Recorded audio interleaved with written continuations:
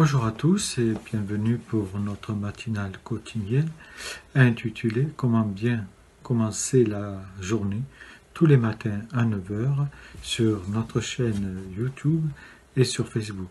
5 minutes de méditation sur un texte de l'Écriture. Ce matin, je vous invite à une lecture qui se trouve dans ce petit livret Perles et joyaux de l'Écriture. Texte de l'Évangile selon saint Marc, chapitre 2, versets 13 à 17. Tout le peuple venait à Jésus et ils enseignaient. En passant, il vit Lévi, fils d'Alphée, assis au bureau de péage. Il lui dit « Suis-moi ». Et lui, se levant, le suivit. Comme Jésus était à table dans la maison de Lévi, beaucoup de péagers et de pêcheurs se mirent à table avec lui, car il y avait beaucoup qui l'avaient suivi. Les scribes appartenant au parti des pharisiens, voyant qu'il mangeait avec des péagers et des pêcheurs, disaient à ses disciples « Il mange avec des pêcheurs et des péagers ?» Jésus, ayant entendu cela, leur dit « Ce ne sont pas ceux qui ont une bonne santé qui ont besoin de médecins, mais ceux qui se portent mal.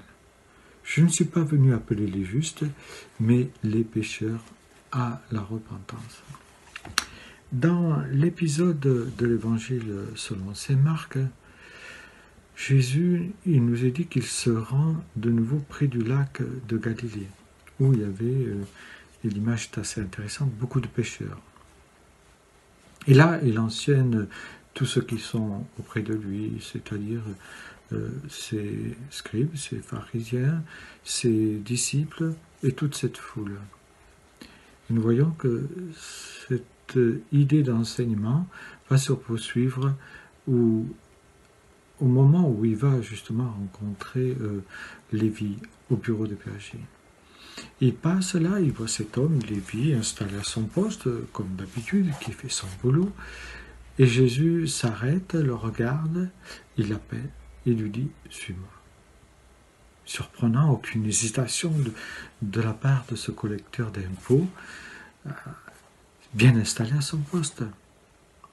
Un appel inattendu de la part de Jésus, un appel inattendu de ceux qui sont là, parce que Lévi est un collabo, celui qui aide les Romains, qui a vendu son âme, on pourrait dire, aux Romains, et qui est rejeté par les siens.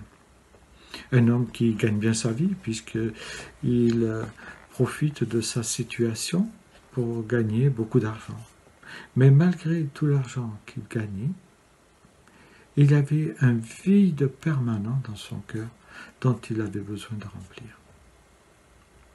Et le texte nous montre bien que l'appel vient toujours de la grâce de Dieu. Et Jésus invite Lévi, mais Lévi l'invite à sa table. Et à cette table, il y a beaucoup de pécheurs, le texte nous dit. Mais Jésus, lui, nous dit que nous ne sommes pas du monde, mais nous sommes dans le monde. Et nous devons aller vers ceux qui se perdent dans Jean 17, 16. Comme pour nous dire, n'ayez pas peur. La sainteté est toujours plus contagieuse que l'impureté. Et puis même, quand on lit l'Épître aux Corinthiens, l'apôtre Paul est allé, lui, au milieu de tout le monde, des Juifs, des Grecs, des païens.